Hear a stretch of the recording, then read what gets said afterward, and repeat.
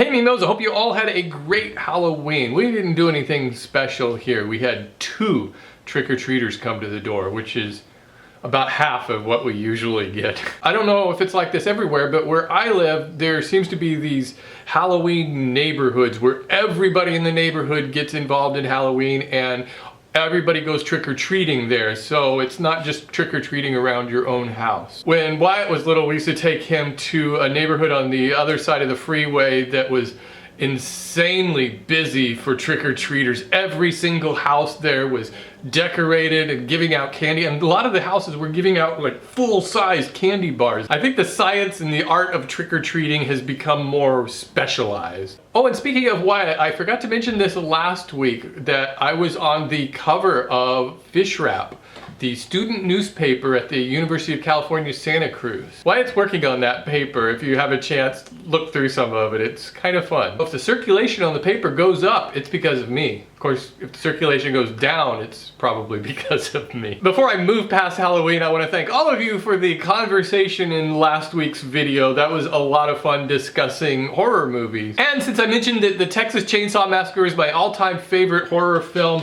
I got this in the mail this week from Howard Springsteen. His cousin put this film together, and I think I've seen this before, the Texas Chainsaw Massacre, A Family Portrait, and I think it's a kind of a documentary, interviews with but this one says revisited, so I don't know if there's extra features, but I'm really looking forward to seeing this again. One of my favorite stories of the making of Texas Chainsaw was about how enamored the entire crew was with Marilyn Burns, who was the star of the movie. She got her shirt torn, I think probably running through the woods, and some of the crew members were saying, well, this would be a great opportunity, you know, we could have her go topless in this scene. And Tobe Hooper, the director, was saying, I really don't want to do this. I don't want any nudity in this film, because if we do that, it'll never be shown on TV. And of course, one of the other crew members looks at him and says, if you think this thing is ever going to be shown on TV, you're crazy. I'm sure I may have got some of that story wrong, but that's the way I remember it. And I think it was from this. So thank you, Howard. I'm looking forward to seeing this. I feel like I have so much free time on Sundays now that I've bailed on the 49ers. I think the Hain plane flew off. Like I said, I'm totally enjoying the Raiders. Last week's game was a blast to watch. I really hope Oakland stays in Oakland. But if they move to LA, I think I'll still support them. The game I'm looking forward to probably more than any game this season so far is tonight, the Green Bay versus Denver game. Both 6-0 teams.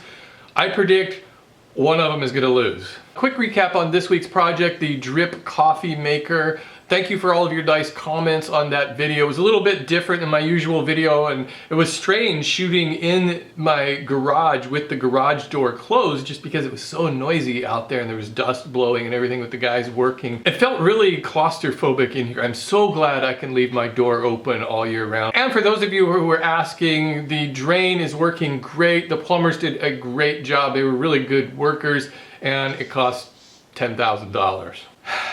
It's just one of those things, you know, once you start to save up money for something, bam, out it goes for something like that. I told the plumber, I thought it'd be really cool if instead of putting dirt all over the drain pipe, if he could put like plexiglass over it so everybody could see where my money went. And you know, you could take people over there and say, look at my new drain pipe. Thank you all who participated in the Makers Care campaign to raise money for the Make-A-Wish Foundation. The campaign ended on Friday. There's still a couple stragglers coming in. That's fine, I'll keep posting those in the gallery, but I wanted to give you some numbers. I kind of did a quick tally here.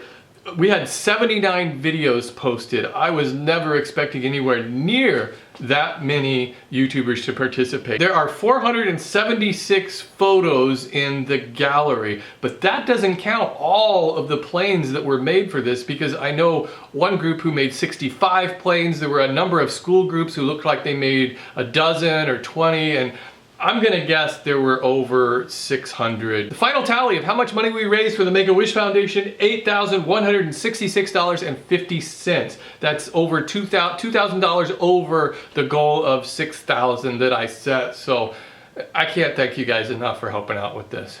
Oh, and check it out, this was on there too. This is from Belgian made, and all the way from Belgium. Really cool plane.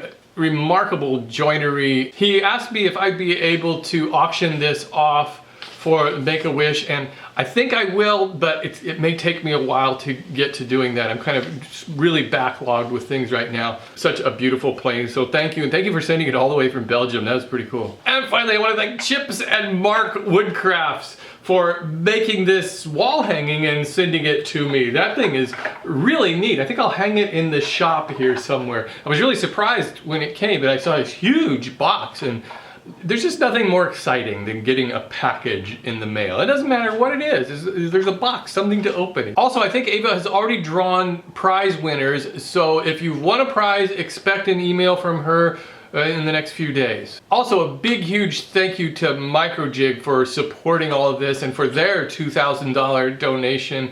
And if you get a chance to thank them, please do so. They are a good company. If I have time this week, I'm going to try to organize all of the videos that were submitted into a playlist, and I'll let you know about that hopefully next week. I also have plans to make a video that will showcase all of the planes that were submitted. I'm not sure when I'm going to get to that. It's going to be a lot of work, but I think I should be able to post it by Christmas. That's all I got for now. Thank you all for watching. I'll see you next week.